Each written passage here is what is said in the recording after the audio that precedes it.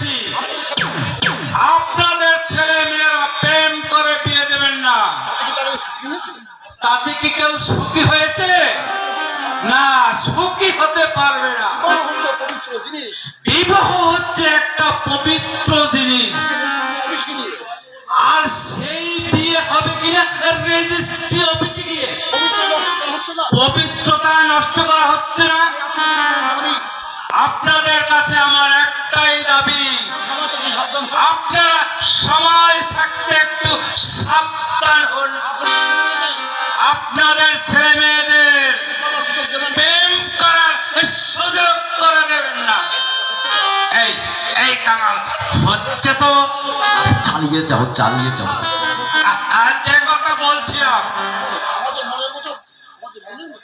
আপনাদের মনের মতো পুত্রবধূ উপযুক্ত জামাই পেতে হলে আপনারা দলে দলে আমার কাছে চলে আসুন।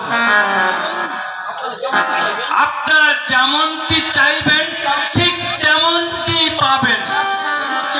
এক সপ্তাহের মধ্যে আমি বিবাহ ঘটিয়ে দেব। বারবার ঘটকের বাড়িতে এসে ধর্ণা দিতে হবে না, পায়ের জুতা নষ্ট করতে হবে না। এই আর কি বলবো বলতো, আমাদের মাথায় কিছু ঢুকছে না। আরে গিনিমার কথা একটু বলো না কর্তা। আরে বলবো বলবো, না বললে ওদের মন কি গলবে?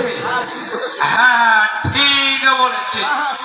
হ্যাঁ শুনুন, আপনার মন দিয়ে শুনুন।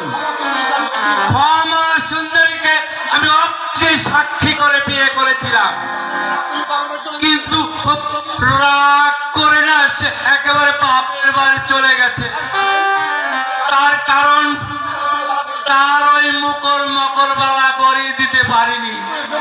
আরে কি করে দেব বলুন?